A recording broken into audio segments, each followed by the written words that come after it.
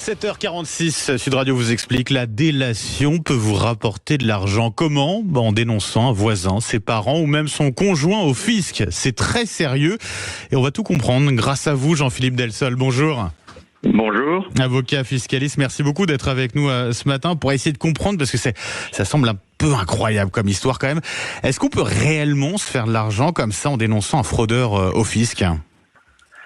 Oui, c'est possible. C'est pas si facile.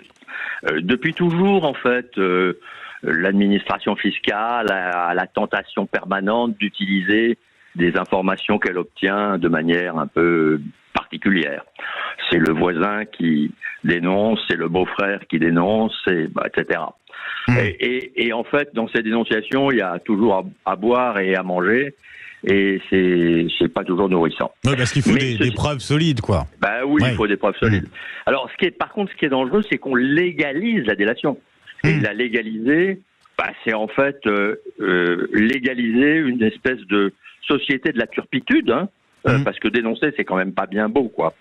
Donc, sauf dans des cas vraiment particuliers, on peut dénoncer un crime, oui, bien sûr, mais bon.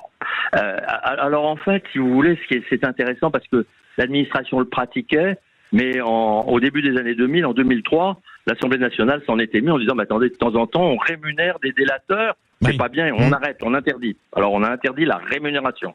On maintenait le fait qu'on pouvait dénoncer, mais sous quel gouvernement c'est revenu alors ce dispositif?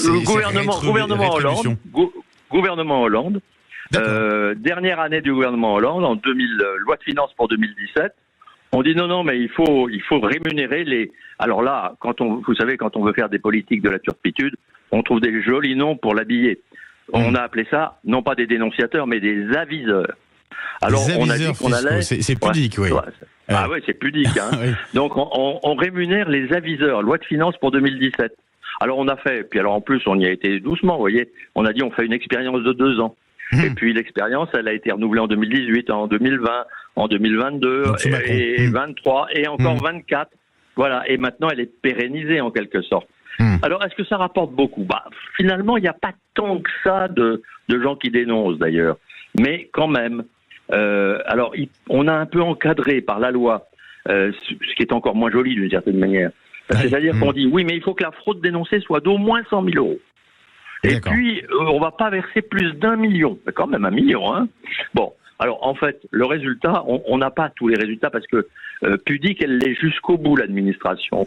C'est-à-dire qu'en fait, elle donne ses résultats au compte-gouttes. D'accord. Alors, il a fallu une enquête parlementaire pour qu'on ait en 2021-22 des résultats. On sait que jusqu'au 1er septembre 2021, depuis 2017, donc sur 5 ans, il y a eu en fait 110 millions d'euros de récupérés par l'administration fiscale avec des dénonciations.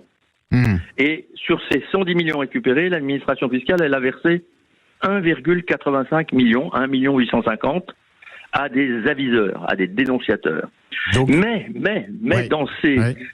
ça paraît beaucoup 110 millions, mais dans ces 110 millions, en fait, il y a un gros voleur, un gros fraudeur qui a été repris et qui a payé 90 millions. Et tout le reste, c'est beaucoup plus minime. Donc en fait, si vous voulez, voilà, c'est pas considérable. Mais ceci dit, quand même, avec le battage qu'on fait autour de ça, il y a chaque année un peu plus de dénonciateurs. Et ça, c'est vraiment dangereux pour notre état de droit. Merci beaucoup. Merci à vous, Jean-Philippe Delsol, avocat fiscaliste, pour cet éclairage. Merci à vous et bonne journée. Sud Radio, il est 7...